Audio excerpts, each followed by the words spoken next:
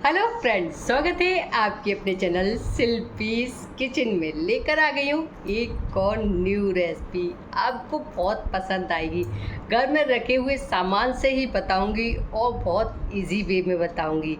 अगर आपके घर में मीठा खाने के शौकीन हैं और आप कुछ नया ट्राई कर रहे हैं तो इस रेसिपी को आप देख सकते हैं। वीडियो को लास्ट तक जरूर देखिए। अगर आप मेरे चैनल पर नए हैं तो चैनल को सब्सक्राइब, आने वाली वीडियो की नोटिफिकेशन आपको मिलते रहे तो बेल आइकन, और वीडियो अच्छा लगे तो लाइक शेयर करना न भूलें। चलिए आज की रेसिपी देख लेते हैं। आज की रेसिपी बनाने के लिए यहाँ मैंने 1 कप ले लिया है दूध। अब इस दूध में मैं डाल देती हूँ आधा कटोरी के समथिंग शुगर। अब इसको हम अच्छे से कर लेते हैं मिक्स। दूध मैंने गर्म नहीं लिया है, नॉर्मल दूध लिया है। अक्सर हमारे घर में मिठाई की डिमांड तब पड़ जाती है जब हमारे घर में कुछ भी नहीं होता है, और अक्सर कर बच्चे हों बड़े हों सभी लोग खाने के बाद मीठे की क्रेविंग होती है। तो इसके लिए सारी टेंशन आप हो जाओ फ्री, सारी टेंशन से फ्री हो जाइए और इस रेसिपी को ज़रूर ट्राई कीजिए। आप इस रेसिपी को एक बार बनाओगे और फिर बार बार इसको खाओगे। देखिए, शुगर को हमने इस तरह से अच्छे से मिक्स कर लिया है।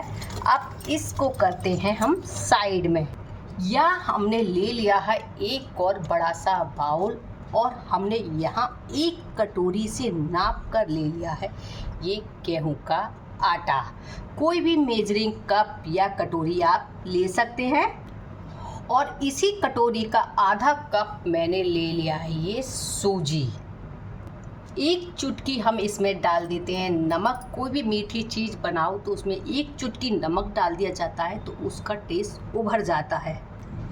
इस रेसिपी को आप अकेले आटे से, सूजी से भी बना सकते हैं, चाहे तो आप मैदा का भी प्रयोग कर सकते हैं। लेकिन मेरे पास इसकी डिमांड आई थी कि इस रेसिपी को आप आटे से ही बनाकर दिखाइए। मैंने यहाँ पर दूध ले रही हूँ, तो आप यहाँ पर मिल्क पाउडर भी डाल सकते हैं, बहुत ही अलग टेस्ट आता है।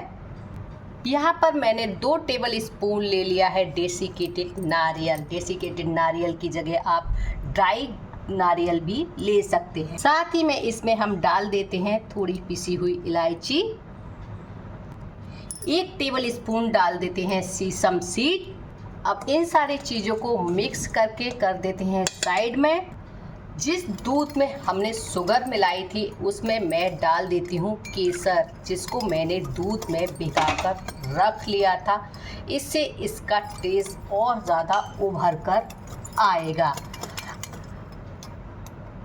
अब हमने जो मिक्सचर बनाकर रखा है इसमें हम धीरे धीरे करके थोड़ा थोड़ा दूध डालेंगे और इसका एक डो बना लेंगे। दूध एक साथ मत डालिए, धीरे धीरे करके ही दूध डालिए जिससे ये गीला ना हो जाए। हमें डो की कंसिस्टेंसी को टाइट ही रखना है। ये देखिए डो हमारा लगकर बिल्कुल तैयार हो गया है। अब इसको हम थोड़ी देर के लिए कवर करके रख देते हैं। डो को रखे हुए 5 मिनट हो चुका है। यहाँ हाथों को मैंने कर लिया है चिकना, क्योंकि जब डो में हमने थोड़ा से दूध में मीठा डाला है तो हाथों पे हल्का सा ये चिपकता है। और इस तरह से इसको हम लोई की तरह बना लेते हैं, जिससे इसकी लोइयाँ तोड़ने में हमें आसानी हो जाए। इस तरह से छोटे छोटे पेड़े हम इसके बना लेते हैं।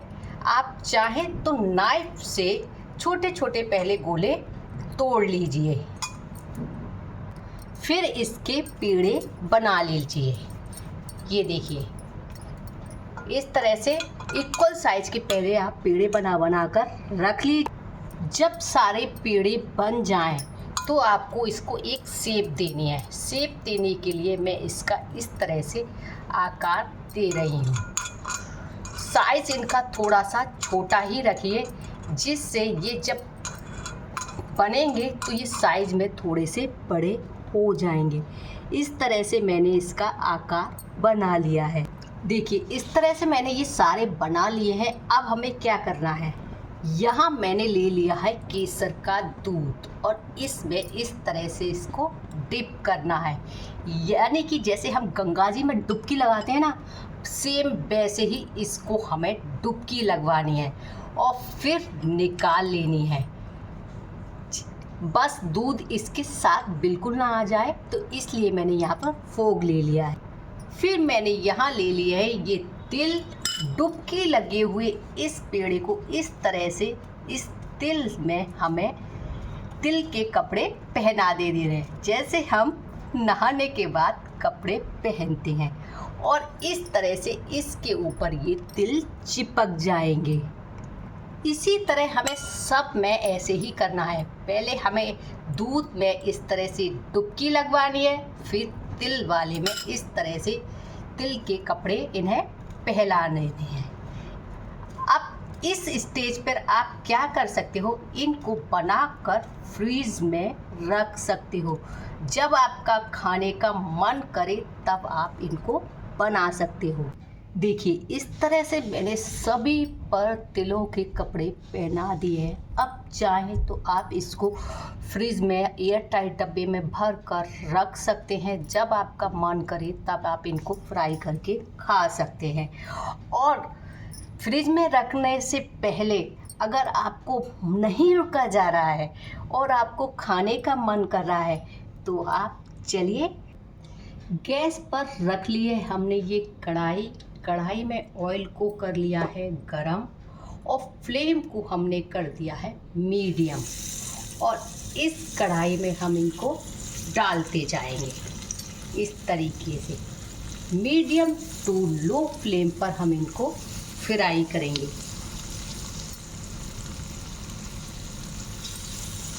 इन्हें फ्राई होने में बहुत ज़्यादा टाइम तो नहीं लगेगा, लेकिन मीडियम टू लो पर हम जब इन्हें फ्राई करेंगे तो ये अंदर तक पक जाएंगे और खाने में बहुत ज़्यादा टेस्टी बनेंगे।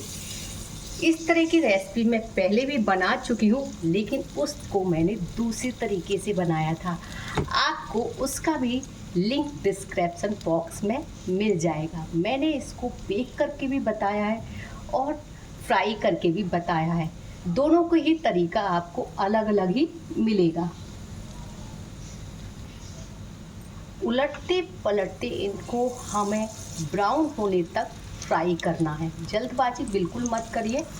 ये देखिए जितने तिल इसमें झड़ने होंगे वो पहली बार में ही झड़ जाएंगे, क्योंकि हमने बहुत ज़्यादा इसके ऊपर तिल लगाए हैं, जिससे इसका टेस्ट बहुत ही ज़्यादा उभर कर आता है। एक्स्ट्रा होंगे वो निकल जाएंगे। ये देखिए कितने मस्त फ्राई हो रहे हैं। ये साइज से भी अपने से थोड़े से बड़े हो गए हैं। देखिए उलटते पलटते ये दोनों तरफ से ब्राउन हो गए हैं, ये हर तरफ से ब्राउन हो गए हैं। ये देखिए अब हम इनको निकाल देते हैं। ये देखिए मैं आपको इसका लुक दिखा देती हूँ पास से। इसी तरह हम बाकी के भी फ्राई कर लेते हैं। बहुत ही कम समय में बहुत ही जल्दी और बहुत ही ज़्यादा टेस्टी और क्रिस्पी मिठाई बनकर तैयार हो जाएगी। बनाकर प्लेट में रखते जाएंगे। लीजिए बनकर तैयार है ये हमारा क्रिस्पी करारा कारी मिठाई, ये जिसको आप एक बार बनाकर महीने भर स्टोर करके खा सकते हैं। जब भी आपके घर में कुछ भी मिठाई ना हो और आपका मीठा खाने का मन हो, तो इस रेसिपी को आप झटपट बनाकर खा लीजिए। आपका मिठाई से मन भी भरेगा और बार बार इसको बनाने का मन भी करेगा। आज की ये रेसिपी आपको कैसी लगी कमेंट्स करके ज़रूर बताएं। अच्छी लगी हो तो लाइक शेयर करना ना भूलें। मिलते हैं नई रेसिपी के साथ। Good bye.